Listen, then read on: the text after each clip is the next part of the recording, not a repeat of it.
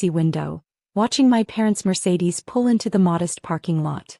Their annual visit to check on their struggling daughter always came with the same pitying looks and thinly veiled suggestions about selling the business. Mom's designer heels clicked across the linoleum floor I'd deliberately kept from my grandfather's days. "Darling, this place looks exactly the same." Her tone suggested that wasn't a compliment. "Still running this little shop yourself?" Dad asked, his CEO confidence filling my carefully modest space. "You know, Peterson Pharmaceuticals is always looking for corporate pharmacists. Benefits, stock options." I checked my encrypted phone. 8 minutes until the market opened. "One tiny drugstore," Dad scoffed, picking up a generic aspirin bottle. "Your MBA was meant for bigger things. We didn't send you to Harvard for this." If only they knew that the outdated computer behind my counter was actually a terminal connected to my global operations center. That the storage room housed servers monitoring pharmaceutical production across 4 continents. That their failing daughter had spent 5 years building something they couldn't even imagine. "Speaking of Harvard," Mom sighed, "your brother's making partner at Goldman. He could help you invest the sale money when you finally close this place." My secure phone buzzed. "Market opens in 2 minutes. All positions confirmed." "You should at least modernize." Dad gestured at the vintage pharmacy shelves. "This looks like something from your grandfather's era."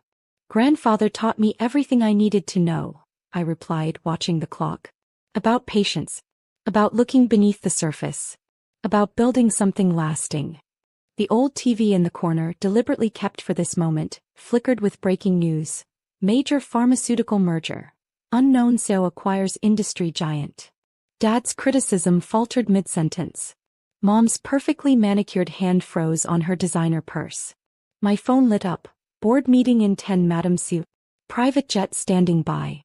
"That merger," Dad whispered, recognition dawning as he read the ticker. "That's Peterson Pharmaceuticals. They're being bought out by Harrison Global Holdings." I finished, finally dropping the modest pharmacist act. "My company. That little drugstore, you mocked? It's the public face of the largest pharmaceutical empire you've never heard of." The TV continued its breaking coverage. "In a shocking move, Harrison Global Holdings, a previously unknown entity, has acquired pharmaceutical giant Peterson Corp in a $68 billion deal. Industry experts scrambling to identify the mysterious CEO behind." "That's impossible," Dad stuttered, his own corporate expertise failing him. "Peterson is too big. Their market cap alone." My outdated computer pinged. The hidden screen showed real-time stock positions, global manufacturing facilities, and a network of pharmaceutical research labs stretching from Boston to Singapore. "Ms. Harrison," my assistant's voice came through the hidden earpiece, "the board of directors is assembled. Tokyo and London offices standing by. And the FDA commissioner needs to discuss the new cancer drug approval." Mom sank into a vintage pharmacy chair, her Chanel suit against the worn leather creating a perfect picture of worlds colliding. "Cancer drug? The one Peterson's been trying to develop for a decade?" I smiled, pressing my palm against a hidden scanner. The storage room door clicked open, revealing a state-of-the-art command center. "We solved it 6 months ago. Along with treatments for 3 other incurable diseases." Screens lined the walls, showing pharmaceutical plants, research facilities, and distribution networks that made Peterson look like, well, a tiny drugstore. Each monitor displayed another piece of my empire, all hidden behind this modest facade. "But the startup costs," Dad protested weakly, his CEO brain trying to calculate impossible numbers. "The research facilities alone would require billions. Remember when Grandfather left me his worthless pharmaceutical patents?" I typed a command, bringing up archived documents. Turns out he wasn't just a small-town pharmacist. Those old formulas, they're the foundation of modern cancer treatment. The TV anchors were getting frantic. "Harrison Global Holdings also announces breakthrough treatments for multiple sclerosis, Alzheimer's, and rare genetic disorders. Stock markets worldwide responding to your brother's Goldman partnership," Mom whispered. "He's been trying to identify the mystery pharma company buying up research facilities." "I know," I replied, checking another screen. "His firm tried to block my Taiwan acquisition last month. Cost them quite a bit of money, didn't it?" My phone chimed again. Air Force One requesting secure line. President wants to discuss national medical stockpile. Dad's hand trembled as he reached for his own phone, probably trying to access his stock portfolio. Peterson's shares, they're soaring. The whole market is. Side effect of curing the incurable, I noted, entering commands that would reshape the pharmaceutical industry.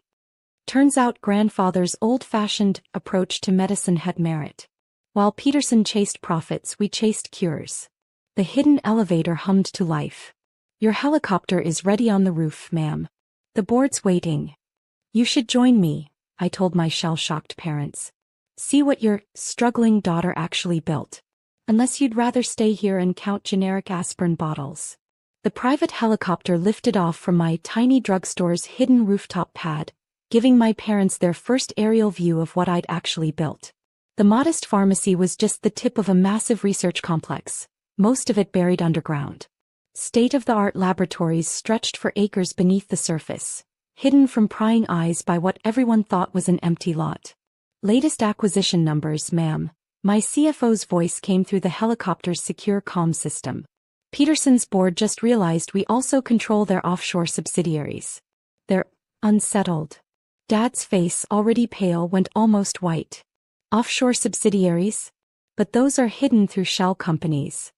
Which I started buying 5 years ago, I replied, watching global markets react on my tablet. While you were mocking my little pharmacy, I was building a pharmaceutical empire piece by piece. Amazing what people don't notice when they're too busy looking down on you. The helicopter banked, revealing more of my hidden infrastructure. Underground tunnels connected to private shipping lanes, automated manufacturing facilities disguised as warehouses, and a private airstrip handling cargo planes filled with life-saving medications. Your quarterly profit projections, ma'am, my assistant forwarded to my tablet. We've exceeded Peterson's annual revenue in the past 3 weeks. Mom's perfectly manicured hands clutched her designer purse. 3 weeks. But Peterson is the largest. Was the largest, I corrected, signing digital authorizations for more acquisitions. Currently, Harrison Global Holdings produces 60% of the world's critical medications. Peterson was just the public face of the industry. The real power was always hidden. My tablet chimed with urgent messages. Asterisk, who emergency meeting requested. Asterisk, Gates Foundation seeking partnership. Asterisk, Chinese Pharmaceutical Authority in crisis session. Asterisk, Wall Street Journal.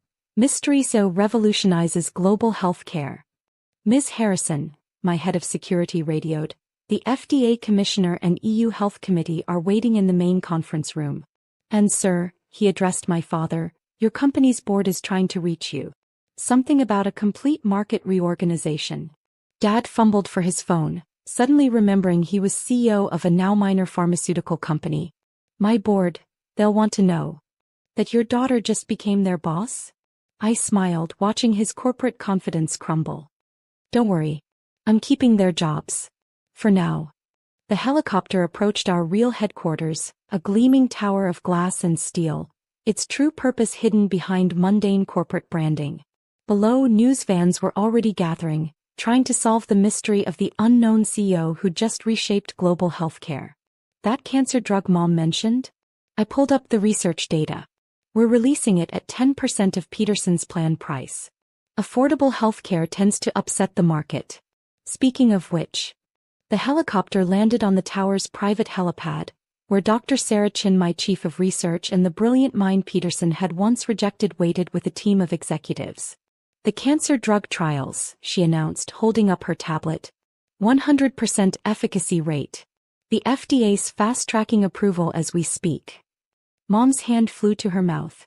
100%? When you're not cutting corners for profit, I explained, leading them into my real office, amazing things happen. Show them the cost analysis, Sarah. Dr. Chin projected a holographic display. Production cost, $3 per dose. Peterson's plan price was $120,000 per treatment. Our price? $1,200. You'll bankrupt the company. Dad exclaimed, his CEO instincts kicking in. Actually, I pulled up our financials. We'll make more money than Peterson ever did. Volume over margins, Dad. Basic business principle you taught me, remember? We'll treat 1 million patients instead of a few thousand. The wall of screens in my office showed our global operation in real time. Factories ramping up production, research labs processing data, hospitals worldwide preparing for a healthcare revolution. Your brother's been trying to buy our stock all morning, my CFO mentioned, entering with more reports. Along with every major hedge fund in Manhattan. Not for sale, I replied, watching Dad wince at the missed opportunity. This isn't about quick profits. Grandfather understood that. A familiar face appeared on the main screen. The Peterson CEO who'd rejected my job application years ago. The board is ready for you, Ms. Harrison. Perfect timing, I smiled, gesturing to my parents. You remember Mr. Peterson? He's about to explain to his shareholders why being the biggest didn't help them see what was coming. Mom's social instincts finally kicked in. All those charity galas, those pharmaceutical conferences, where you sat quietly in the corner. Gathering intelligence, making connections, building alliances. I checked another screen showing global market reactions. Amazing what people reveal when they think you're just a small-town pharmacist. The elevator chimed and my inner circle of executives entered, each headhunted from companies that had underestimated them.